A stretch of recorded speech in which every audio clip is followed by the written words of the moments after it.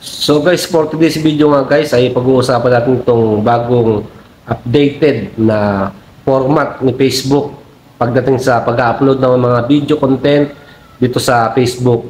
So may bagong update po si Facebook Meta at makakatulong po rin ito para sa ating mga video content na ginagawa para sa recommendation system na tinatawag. So ano po ang sabi niya rito guys?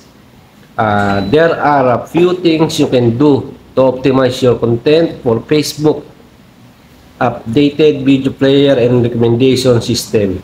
So ayan po ay mag-upload po si Facebook ng recommendation sa ating mga content sa paggawa ng ating mga content. So yun po yung bagong updated ni Facebook.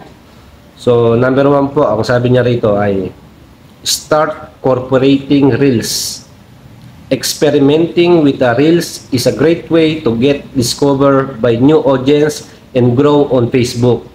So magsimula daw po tayo sa paggawa ng mga Reels para makadiskubre ng mas maraming audience o mas malawak na audience at lumago ang ating mga Facebook followers at mga views. So yun po yung number 1 na sinabi niya. So number 2 po, record vertical video. So ano po yung record vertical video? So ito po yung 9:1:6 na ratio sa paggawa ng content.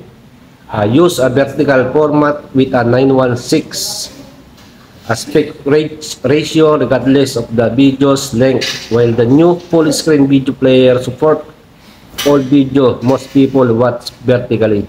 So ito po yung pahaba na content na video na ginagawa sa mga Reels ay pwede rin gawin sa long video. So yun po yung kanyang recommendation sa paggawa ng content. Number 3, keep making engaging longer videos. All video length have a home on Facebook, although will show more Reels videos longer than 90 seconds still have a very important place. So gumawa rin daw po tayo ng mga mahabang video content sa ating Facebook page para mas marami tayong makuha ang mga followers o mga audience. So yun po yung number 3. Number 4 po, share unique content.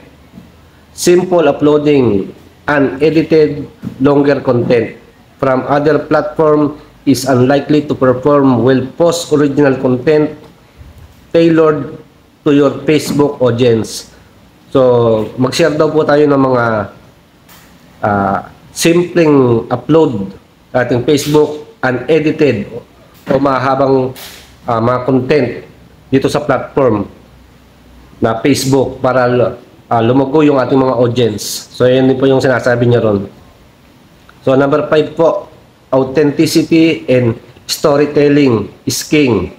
Entertaining content with a clear hook is more likely to perform well regardless of whether it's a real, medium length or long video. So gumawa po tayo ng mga entertainment ng mga content. So kahit ano na po diyan gawin mo, basta nakaka-entertain.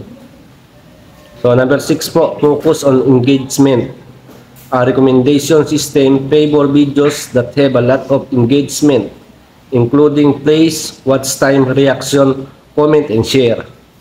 So mag-focus daw po kayo sa engagement, sa mga nagla-like, nag-share, nanonood ang inyong mga video content. So yan po yung bagong advisory po ni Facebook para lumago po yung audience at mga viewers natin.